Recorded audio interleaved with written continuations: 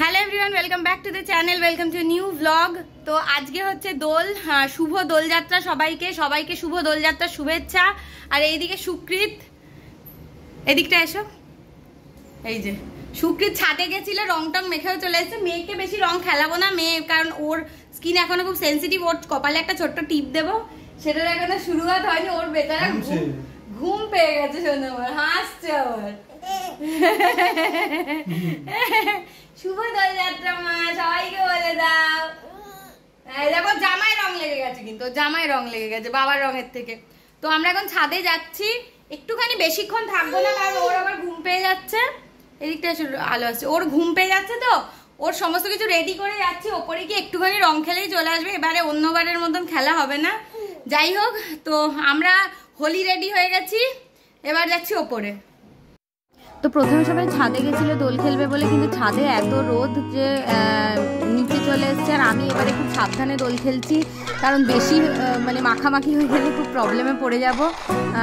অন্যবার এত অতিরিক্ত দোল খেলায় যে মুখ দিয়ে রঙই ওঠে না, তো এবারে ওই ঝামেলার মধ্যে আমি যাইনি, কারণ মুখ থেকে রং তোলা এইসব একটা ডিফিকাল্ট টাস্ক। তো এবারে খুবই অল্প করে হোলি খেলছি, কারণ বছরে একবারই দোল আসে, না খেললেও নয়। আগের বছর কিন্তু আমরা ঘরেই কাটিয়েছিলাম নিজেরা একটুখানি গালে রং দিয়ে, কারণ প্রেগনেন্ট ছিলাম তখন। তার কিছুদিন বাদেই ঝিনুক হলো আর কি। আর সুকৃত দূর থেকে দাঁড়িয়ে দাঁড়িয়ে ঝিনুককে কোলে নিয়ে দোল খেলা দেখছে, কারণ মেয়ের গায়ে কোনো রং লাগানো যাবে না। ও সেই হাতটাই হয়তো মুখে দিয়ে দেবে বা কিছু, সেই জন্য ওকে দূরেই রেখে দেওয়া হয়েছে।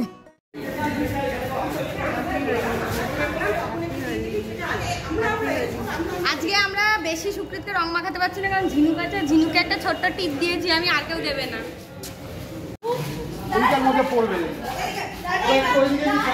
কিন্তু ছাদে কিন্তু বেশি মজা হয়। এই দিকটাতে তো অতটা রোদ থাকে না, ছাদে মজাটা বেশি হয়। এদিকে আমি পেছন থেকে গিয়ে রং মাখিয়ে দিলাম। তার কারণটা হলো, কিছুক্ষণ আগে আমার সঙ্গে সেম জিনিসটা করা হয়েছে। এমন রং আমাকে মাখিয়েছে পেছন দিক থেকে এসে, যে আমার মুখের মধ্যে রং ঢুকে গেছিলো।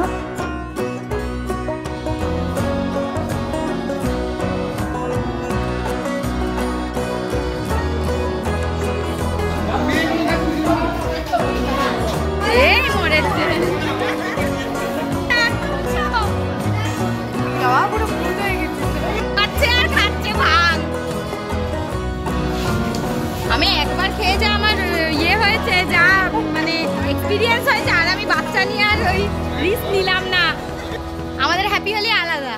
আমি একটু নিচে গিয়ে রং মেখেছি, সুকৃতকে রং দেওয়া যায়নি, কারণ মেয়ে আছে বলে। মেয়েকে নিয়ে এবছর বেশি রঙের দাপাদাপি করবো না। নেক্সট ইয়ার খেলবে, ও নিজে হেঁটে ঘুরে ঘুরে রং খেলতে শিখবে, তখন থেকেও কিছু করতে পারবে না বলে। আমি এবছর খেলতে তাই নিয়ে আমার সঙ্গে কি রাগারাগি সকাল থেকে, যে মেয়েকে নিয়ে যাবো না বলছি, চলো কেউ রং দেবে না। তাও বাচ্চা কাচ্চারা আমি তাও ডেকে ডেকে বলে দিয়েছি যে রং দিস না বাবা বনুর গায়ে, ভালো না। এটাই হচ্ছে সে না না, মেয়ের ঘুমের টাইম তো ওভার হয়ে গেছে, তাই একটু রেগে রেগে যাচ্ছে। মাম্মা এই দেখো এটা কে, এই দেখ এই দেখ, আমি এত রং মেখেছি তাও আমাকে চিনতে পারছে, এটাই ভালো লাগলো। মুখে পুরো রং। হ্যাঁ, আরে কি হয়েছে, ওই কি একটা দিয়েছে মুখে ঢুকে গেছে। এটা অন্যবার ছাদে খেলা হয়, এবারে ছাদে রং পড়ে আছে, একটু খেলেছিল, কিন্তু এর জন্য আর খেলা হয়নি। তো এবার আমরা ঘরে যাব, নিজে স্নান করে ঝিনুককেও স্নান করানোর ব্যাপার আছে। প্রায় 1:30 বাজতে চললো, আর লেট করাবো না, কারণ নাহলে ওকে একদম খাইয়ে ঘুম পাড়িয়ে দেবো। তো এবার আমরা আস্তে আস্তে নিচে যাচ্ছি। না প্রচুর রং, মাদুর রং, মাদুর রং মুখে ঢুকে গেছে আমার গো। সুকৃতে এবারে মানে রেহাই খেয়ে গেছে মেয়ের জন্য। না উঠে যাচ্ছে, আমি ময়শ্চারাইজার মেখে গেছিলাম না বটে, পুরো উঠে যাচ্ছে। কিন্তু মাথা দিয়ে যখন বেরোবে তখন কি হবে? ময়শ্চারাইজার মেখে গেছিলাম।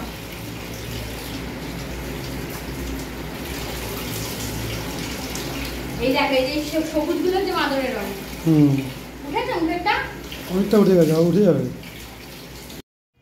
তো ঝিনু ঘুমিয়ে পড়ার পরে আমরা ঠিক করেছিলাম যে আমরা নিজেদের মধ্যে একটুখানি এনজয় করব। তো তার জন্য এবারে বানিয়ে নিয়েছিলাম ওয়াটারমেলন ককটেল। আমিই বানিয়েছিলাম, এটা একটা পুরোপুরি এক্সপেরিমেন্ট, কেমন হবে সেটা খেলেই বোঝা যাবে। তো নিজেদের মধ্যে একটুখানি মজা করব। তার সাথে স্টার্টারে ছিল চিকেন ললিপপ আর ফিশ ফিঙ্গার। তো এইটা আজকে বানিয়েছি, এটা মানে অনেক দিন ধরে প্ল্যান ছিল বানানোর, আজকে আলটিমেটলি বানিয়েছি। যদিও স্ট্রটা থাকলে ভালো হতো, স্ট্রটা নেই।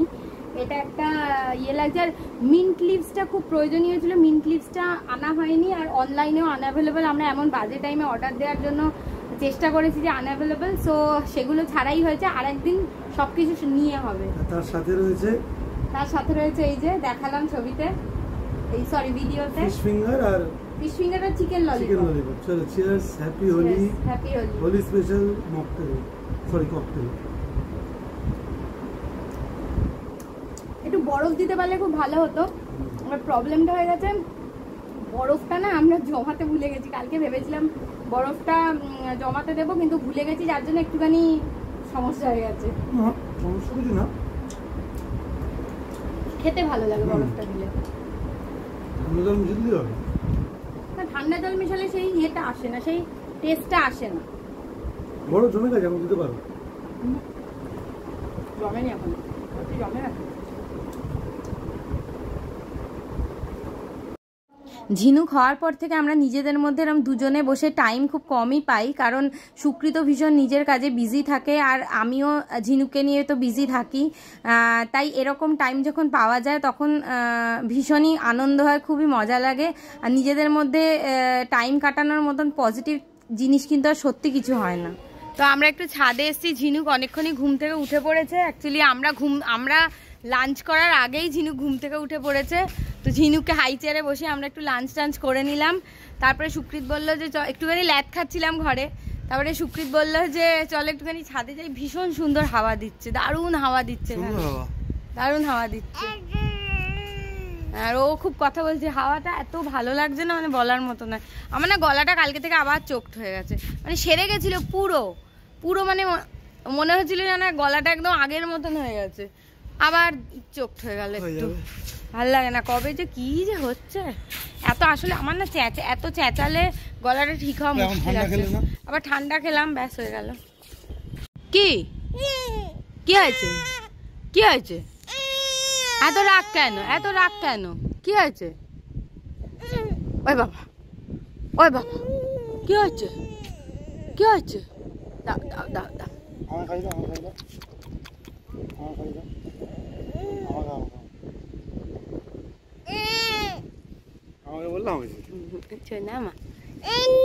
কি রাগ হয়েছে কেন? এত সুন্দর হাওয়া দিচ্ছে, নামবে নিচে নামা যাবে না মা, নিচে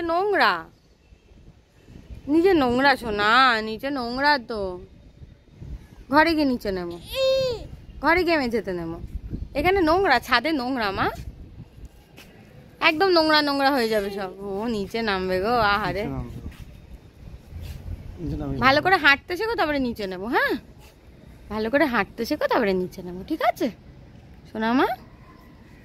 ও সোনা মা, আমার সোনা আমার মা, ও সোনা মা, আমার সোনা আমার মা।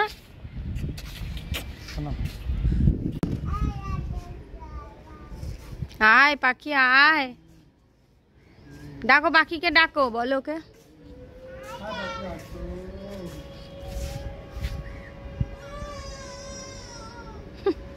কি হয়েছে মামা? কাকে আয় আয় করছো মামা? রাস্তায় দেখে আয় করছো?